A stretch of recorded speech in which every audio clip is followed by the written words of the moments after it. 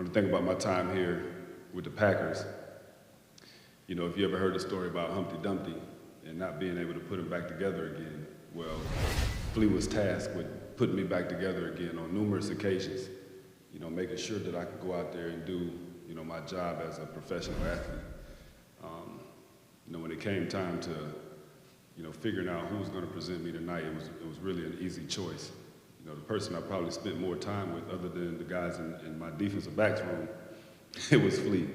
You know, on a lot of occasions when I didn't have to practice, you know, thanks to Mike McCarthy, who, you know, took it easy on me a lot of times and, you know, didn't force me into practice and said, hey, Charles, go to the training room, get your treatment. If you're going to work out in the workout room, do that as well.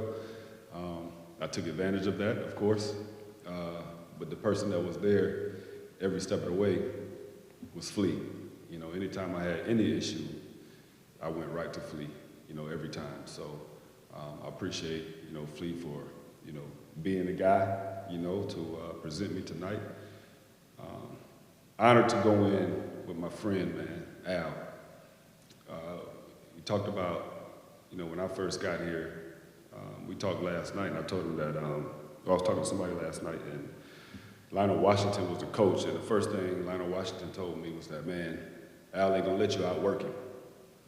And that was really my introduction to Al. I knew before I even talked to Al that I had another guy on the opposite side of me that was gonna work just as hard or harder than I was gonna work. And so, you know, I think we both, you know, tried to elevate each other's game, you know, every practice, you know, every game. You know, there were practices when we used to have the young guys mad because we wouldn't let them practice. We took every rep, you know, so we would, you know, coming out of practice, and me and Al would look at each other, and he'd say, hey, we working today? I'd be like, let's work today. And what that meant was the young guys weren't getting any reps.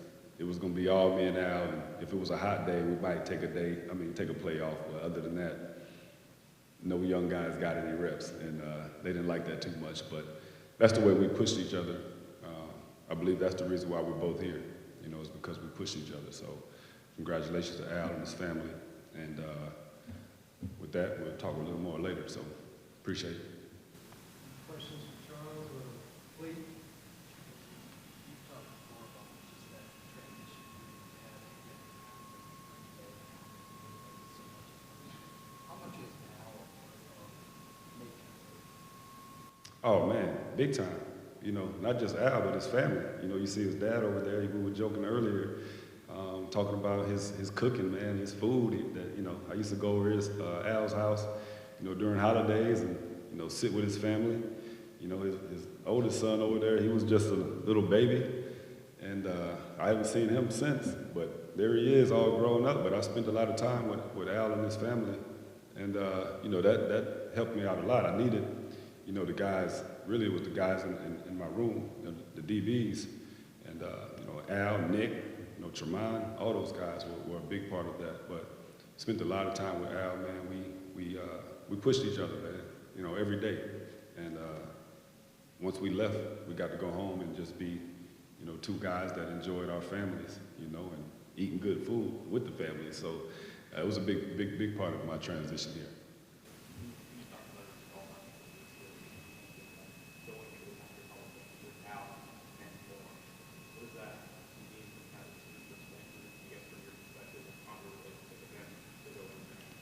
Because that's my boy, you know what I mean? It's like, you know, there's been countless guys that you know, go into the Packers Hall of Fame. I don't know how many guys, you know, actually go in with the guy that they really, you know, grinded with every day, you know what I mean? And to be the best at their position the way that we did at the same position, you know, playing corner. We put a lot of hard work into this. You know, this isn't something that just happens by chance. You know, you got to put the work in, and like I said, every day I could.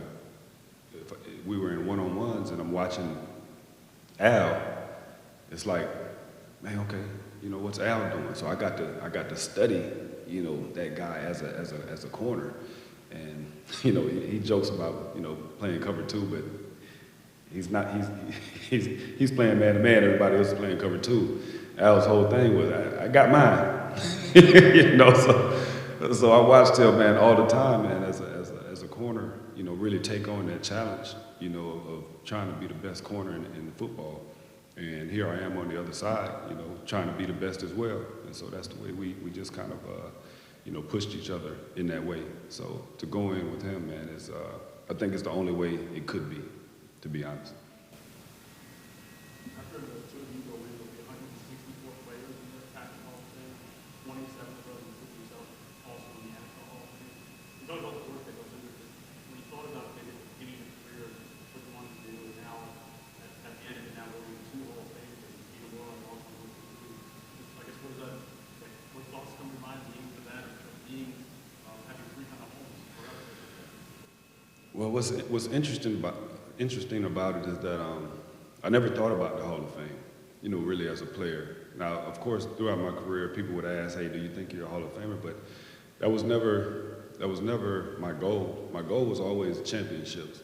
You know, that's the only thing I really wanted to do is win a championship. I feel like, you know, if you're good enough to do that, all of the other stuff, it'll come with it. You know, so anytime I was going out there to work, you know, in the practice, it was for that goal. You know, I was working hard to try to win a championship. But when you do all of those things along the way, then after you're done playing, then you can have these types of things. You know what I mean? So this is like the icing on the cake. You know, you put all the ingredients into it, and then afterwards you want to be able to taste the fruits of your labor, right?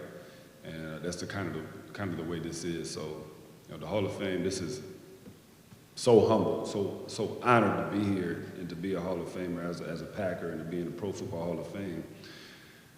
But that's not what I was after. You know, for me to hold up the Lombardi Trophy, I was good with that. Charles, like I was asking Al earlier, you got very few players get 10 things when they get to play. And you kind of did with Oakland. You got to go out and get first. But you didn't get to go out in terms of planning on it here. What's the process to get to the place where you appreciate everything that's great about your time here? Because, I mean, the quarterback might go through the same. Right. I don't think it was ever an issue of appreciating the time here. Like, I appreciate my time here, no question about it. I think, but when you listen to Al and him saying that what he read about him as a player and what people said he couldn't do, like that was the thing that stung. You know, when I got the letter and the Packers told me that I could no longer compete at that position, really? Wow, you know what I mean? That was a gut punch. Like, that was hard to take. That was hard to swallow. It was like walking through these halls and the people you work with every day, they say, "You're not good enough to play here anymore, so you got to go." That was hard, you know. But in terms of my time here, you know, it's you know, I think about it all the time. You know, this was a great 7 years, you know, that I spent here in Green Bay. I still come back here to Green Bay. Still have a golf tournament at Thornberry every year for the last 10 years. So, you know, I was able to go and talk to the team today. Like, I'm still a Green Bay Packer, you know, regardless of, you know, how it turned out, you know. I'll never forget my time, you know, here, or, you know, take for granted my time here. I always appreciate, like I said, the 7 years that I spent here, but the drive comes from somebody telling you what you can't do, or that you're not good enough. So do you have time in your schedule to get into coaching with everything else? I don't have time. I don't have time. I got a lot of things going on. What is it like to watch Al follow that path? I can't believe it. I still can't believe it. You know, I remember a guy that wanted to play right corner, and that's all he talked about was playing right corner or covering a guy that was right in front of him. And so to see him now, you know, with the young men, you know, actually coaching and teaching them the game, that's crazy to me. I still cannot believe it. You know, we talk about it all the time, like, you coaching, man. You just want to play right corner. You know what I'm saying? I used to talk to him about his kids, like, "Hey, man, you know, what are your kids doing? Are they going to, you know, play baseball?" I can't coach that. I'd be like, what? He's like, nah, I can't coach that, man. They can play right corner, I can coach that. That was it. so to see him coaching, you know, guys, man, and like he said, you know, paying it forward, you know, giving those guys, you know, his knowledge of the game, it's pretty cool, but I never saw that one coming.